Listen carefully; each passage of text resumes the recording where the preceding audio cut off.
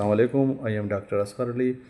आज जिस मौजू पर हम बात करना चाहेंगे तो वो है जो दवाइयाँ हम रोज़मर्रा में इस्तेमाल करते हैं उसके हवाले से हमने बात करनी है।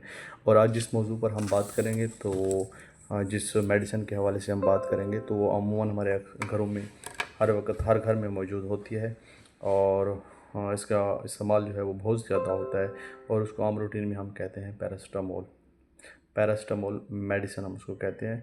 और ये पैरासिटामोल जो है ये मुख्तलिफ़ सूरतों में हमारे पास पाया जाता है। ये टैबलेट की सूरत में भी पाया जाता है, सिरप सस्पेंशन की सूरत में भी पाया जाता है, इंजेक्शन और इन्फ्यूजन की सूरत में भी पाया जाता है। और ये मार्केट में मुख्तलिफ़ ब्रांड्स के नाम से अवेलेबल है, जैसे पैनाडोल हो गया, कैलपोल हो गया, पेड्रोल हो गया, फेब्रोल हो गया। अमूमन लोग जो है पैनाडोल और कैलपोल के नाम से जानते हैं, क्योंकि ये एक मल्टीनेशनल कंपनी बना रही है और ये एक बहुत पुराना ब्रांड है जो हर जगह हर मेडिकल स्टोर पर अवेलेबल है। तो अच्छा, अब हमने बात करनी है कि ये ड्रग आपने किस लिए लेनी है, कितनी लेनी है, कब लेनी है और 24 घंटों में आप ज़्यादा से ज़्यादा कितनी मेडिसिन ले सकते हैं और कितने अरसे के लिए हम इस मेडिसिन को ले सकते हैं। तो सबसे पहले ये है कि ये दवाई जिस मकसद के लिए यूज़ होती है उसको हम कहते हैं एनाल्जेसिक एंड एंटीपायरेटिक। ये दो मेडिकल टर्म्स हैं जिसमें एनाल्जेसिक का मतलब होता है कि वो दवाई जो आपको दर्द से आराम दे, उसको हम एनाल्जेसिक कहते हैं। और एंटीपायरेटिक वो होती है जो आपका बुखार कम करे, मतलब दर्जा हरारत आपकी जिस्म का कम करे, बॉडी टेम्परेचर कम करे, तो उसको हम कहते हैं एंटीपायरेटिक्स।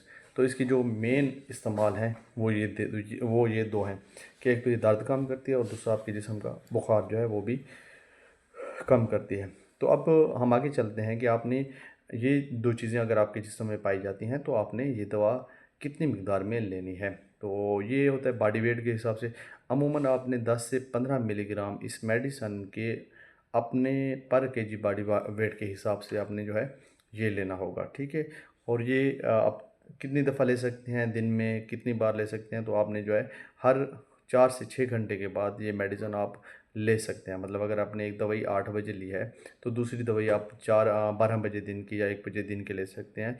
और इसी तरह फिर आप 4 बजे शाम के ले सकते हैं। और फिर रात को इस तरह, मतलब कम से कम आप 4 और ज़्यादा से ज़्यादा आप 6 दफ़ा जो है वो मेडिसिन दिन में ले सकते हैं। और 24 घंटों में, मतलब दिन का मतलब 24 घंटे हैं, 24 घंटों में आप इसकी 6 डोज़ें ले सकते हैं। अच्छा, अब मैं आपको ये बताता चलूँ कि ये जो हम वर्ड यूज़ कर रहे हैं डोज़, ये डोज़ क्या होता है। डोज़ एक इसकी मेजर्ड क्वांटिटी होती है जो आपने एक टाइम पर लेनी होती है। वो आपकी टीस्पूनफुल भी हो सकती है, वो आपकी हाफ़ टैबलेट भी हो सकती है, वो आपकी 1 टैबलेट भी हो सकती है, वो आपकी 2 टैबलेट भी हो सकती है, आपके 1 इंजेक्शन भी हो सकता है, आपके 1 ड्रिप भी हो सकता है। तो वो जो एक मखसूस मिकदार है और वो आप एक टाइम पे ले रहे हैं तो इसको हम क्या कहते हैं, डोज़ कहते हैं, ठीक है। और आपने जो है इस मेडिसिन को 3 दिन से ज़्यादा नहीं लेना, जब तक कि आपका डॉक्टर या आपका जो प्रिस्क्राइबर है जिसने आपको दवाई लिख के दी है, तो वो जब तक ना कहे आपने 3 दिन से ज़्यादा नहीं। अगर वो ये कहें कि आपने जारी रखनी है तो आप इसको जारी रख सकते हैं। अब यहाँ पे मैं ये कहते चलूँ कि डॉक्टर से मुराद क्वालिफाइड डॉक्टर, ना कि ये आपके जो जनरल प्रैक्टिशनर्स हैं या जिसको हम अताई डॉक्टर कहते हैं, नहीं, बल्कि जो क्वालिफाइड और जो सर्टिफाइड डॉक्टर्स होते हैं उनके कहने पे ही आपने ये मेडिसिन को जारी रखना है, ठीक है। और तरीक़ेकार क्या है कि आपने जो है जब भी ये दवाई इस्तेमाल करनी है तो इससे पहले आपने इसको शेक वेल बिफोर यूज़, मतलब आपने इस्तेमाल से पहले कम से कम 10 सेकंड तक उस शीशी को हिलाते रहना है, ठीक है। ये बात चल रही है पैनाडोल सस्पेंशन की। टैबलेट में तो आपको हिलाने की भी ज़रूरत नहीं है, इंजेक्शन में भी और इन्फ्यूजन में भी हिलाने की ज़रूरत नहीं है। तो जब आप पैनाडोल सस्पेंशन लेंगे, जिसको हम अमूमन सिरप कहते हैं, तो उस सूरत में आपने 10 सेकंड तक इस शीशी को हिलाना होता है, ठीक है। और आपने जब इस दवाई को ले लिया, खोल लिया है, तो आप फिर इसको जो है 15-16 दिन से ज़्यादा या 30 दिन से ज़्यादा नहीं ले सकते, ठीक है। और इसको एयर टाइट, जो इसका कंटेनर होता है वो एयर टाइट होता है। आपने इसको रूम टेम्परेचर पे 25 डिग्री सेंटीग्रेड पे स्टोर करना होता है और इसको फ्रीज़ नहीं करना होता है। फ्रीज़ का क्या मतलब है कि आपने इसको 0 डिग्री सेंटीग्रेड, वो दर्जा हरारत जिस पे पानी बर्फ़ बन जाता है, उस पे इसको नहीं रखना, क्योंकि इसमें ये मसला होगा कि वो आपकी ड्रग जो है वो सेफ्टी उसके जो प्रिकॉशंस हैं या पैरामीटर्स हैं वो डिस्टर्ब हो जाते हैं। अच्छा, जब भी आपने मेडिसिन लेनी है तो आपने क्या यूज़ करना है कि वो मेजर्ड एक जो कप होता है वो लेना है या फिर आपने टीस्पूनफुल लेना है। टीस्पूनफुल जो होता है वो 5 ml का होता है। अमूमन हमारे पास टेबल स्पूनफुल होता है, टीस्पूनफुल होता है और बेबी स्पूनफुल होता है। टेबल स्पूनफुल जो होता है वो 15 ml का होता है, टीस्पूनफुल जो है वो 5 ml का होता है, जबकि बेबी स्पूनफुल जो होता है 1 to 2 ml का होता है। तो अमूमन आपने जो है 5 ml की डोज सस्पेंशन की लेनी है। और हमेशा जो है आपने इसमें स्पून ही यूज़ करना है। ये ढक्कन से जो हम देते हैं, तो अक्सर लोग ये कंप्लेंट करते हैं कि हम मेडिसिन ले रहे हैं, हमें आराम नहीं आ रहा, क्योंकि आप डोज़ पूरी नहीं ले रहे होते। जब आप डोज़ पूरी नहीं लेंगे तो आपको उतना फ़ायदा नहीं होगा जितना आप पूरी डोज़ लेंगे और उससे आपको फ़ायदा होगा। ठीक है, तो ये है कि आपने जब भी दवाई लेनी है तो उसमें आपने क्या है, स्पून यूज़ करना है, जिसको हम आम ज़बान में चम्मच कहते हैं। अच्छा, अब इसके बाद हम इस पे आते हैं कि इसकी जो इम्पॉर्टेंट सेफ्टी इंफॉर्मेशन है उसके बारे में हम डिस्कस करते हैं कि जब आप ड्रग ले रहे हैं, मेडिसिन ले रहे हैं, तो उसमें आपको किन किन मसाइल का शिकार आप हो सकते हैं। तो सबसे पहले ये है कि आपने जो मिकदार आपको लिख के दी गई है, आप उससे ज़्यादा ना लें, चाहे वो 1 डोज़ की है या 24 घंटे की है। तो अगर आपको आराम नहीं आ रहा तो आप डोज़ को एक्सीड नहीं करेंगे। अगर आप डोज़ को एक्सीड करेंगे तो वो आपके लिए नुकसानदेह हो सकती है और आपका लीवर मुतासर होगा पैरास्टामोल से। अमूमन इस तरह होता है कि एक बंदा है जिसकी कोई 2-3 डोज़ें मिस हो जाए, तो फिर वो या एक ही टाइम पे सारी डोज़ें ले लेता है। ये प्रैक्टिस ठीक नहीं है, बल्कि जो आपकी डोज़ मिस हो गई है वो मिस हो गई है, आप उसको रिपीट ना करें, बल्कि जो अगली डोज़ है वो ले लें, या अगर टाइम रहता है तो आप टाइम को देख के ही एक डोज़ लेके फिर वहीं 4 घंटे 6 घंटे का गैप दे के फिर आपने दूसरी मेडिसिन लेनी होती है। ठीक है, और ओवरडोज़ अमूमन इस तरह हो जाता है कि लोगों को ये नहीं पता कि अब एक डॉक्टर है साहब हैं या कोई भी फिजिशियन है, वो लिखते हैं कि आपने ये दवाई जो है सुबह शाम लेनी है। अब सुबह शाम से मुराद ये है कि ये 2 टाइम जो दवाई है इसमें आपके कम से कम जो है 12 घंटे का गैप होना। अब सुबह 8 बजे लें और शाम 8 बजे लें।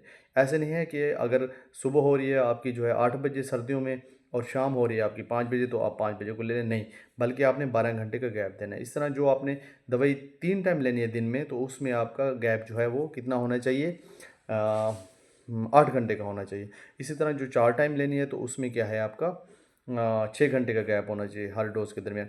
इसी तरह अगर आपने एक मेडिसिन दिन में एक बार लेनी है तो वो आपने 24 घंटे के बाद ही लेनी होगी। इसके जो साइड इफ़ेक्ट्स हैं, जो मतलब मुज़र असरात हैं, तो वो इतने ज़्यादा नहीं हैं, और अक्सर इसमें हाइपर सेंसिटिविटी, जिस बंदे को, जो बंदा पैरास्टामोल से जिसको एलर्जी है, तो वो फिर जो है ये मेडिसिन उसके लिए एलर्जी काज कर सकती है। ठीक है, इस तरह कुछ सस्पेंशन ऐसे हैं जिसमें सार्बिटॉल या शुगर यूज़ की जाती है एज ए स्वीटनिंग एजेंट, तो वो पेशेंट जिनमें शुगर की शिकायत है, तो वो लोग ये मेडिसिन बिल्कुल ही ना लें, क्योंकि ऑलरेडी उनकी शुगर हाई है, तो जब ये मेडिसिन लेंगे तो मज़ीद इसकी शुगर जो हाई हो जाती है। अच्छा, इसके बाद अगला जो स्टेप है वो ये है कि ड्रग ड्रग इंटरेक्शन, कि आप जब मेडिसिन ले रहे होते हैं तो उसके साथ आप और भी मेडिसिन ले होती हैं, तो मेडिसिन के साथ जो रिएक्शन करती है, जो इंटरेक्शन करती है और जिससे बॉडी पर मुज़िर असरात पैदा होते हैं, तो उसको क्या कहते हैं, ड्रग ड्रग इंटरेक्शन। तो अमूमन जो है आपने इसको जो वारफरीन है या एंटीकोआगुलेंट्स, वो मेडिसिन जिसमें आप किसी भी क्लॉट को ख़त्म करने के लिए इस्तेमाल करते हैं, तो वो मेडिसिन आपने इसके साथ नहीं लेनी, पैरास्टामोल के साथ नहीं लेनी, क्योंकि फिर जो है इस तरह इसमें ब्लीडिंग के चांसेस हो जाते हैं। अल्कोहल के साथ भी आपने ये मेडिसिन नहीं लेनी, क्योंकि ये अल्कोहल के साथ पैरास्टामोल जो है वो लिवर को नुकसान देता है। इसी तरह मेटाक्लोप्रामाइड है और डोमपेरिडोन, ये वो ड्रग मेडिसिन है जो हम उल्टी में इस्तेमाल करते हैं, तो इनके साथ भी आपने पैरास्टामोल को नहीं लेना। अमूमन लोग इसको दे रहे होते हैं कि एक तरफ उल्टी की दवाई है और दूसरी तरफ पैरासीटामोल दे रहे हैं, तो ये भी कोई मुफीद नहीं है जब ये इकट्ठे दिए जाएँ। ठीक है, और इसके अलावा एंटी कन्वल्सेंट ड्रग्स हैं, वो भी आपकी लिवर टॉक्सिसिटी काज करते हैं जब आप पैरासीटामोल के साथ देते हैं। फ्लूक्लोक्सासिलिन है, एक एंटीबायोटिक है, वो भी आपने पैरासीटामोल के साथ नहीं देनी। इसके अलावा सल्फान है, ये एक एंटी कैंसर ड्रग है, ये भी आपने पैरासीटामोल के साथ नहीं देनी। अच्छा, आप पैरासीटामोल को खाली पेट भी ले सकते हैं और फूड के साथ भी ले सकते हैं, इसमें कोई मसला नहीं है। और वो खुराकें जिसमें हाई पैक्टिन फूड्स होती हैं, उनका आपने एहतियात करना है कि वो पैरासीटामोल के साथ आपने नहीं लेनी, जिसमें हमारे पास जेली हो गई, एप्पल्स हो गए और सिट्रस फ्रूट हैं। तो ये क्या है कि जो आपका ऑनसेट एक्शन होता है, जिस टाइम मेडिसिन ने अपना असर शो करना होता है, तो उसको ये डिले कर देते हैं, तो आपने ये भी इनके साथ नहीं लेनी। और लीवर डिजीज़ में भी आपने जो है पैरास्टामोल को वो एहतियात से लेना है और डॉक्टर के मशवरे से लेना है।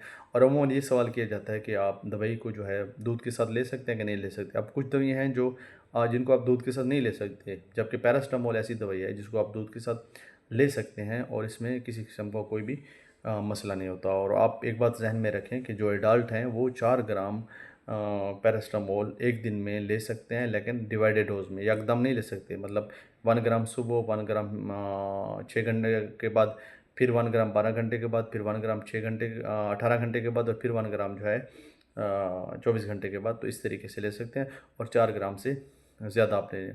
उम्मीद है आप लोगों को हमारी वीडियो पसंद आई होगी, तो हमारे चैनल को ज़रूर लाइक, सब्सक्राइब और शेयर ज़रूर कीजिएगा। अस्सलाम वालेकुम वरहमतुल्लाहि वबरकातुहू।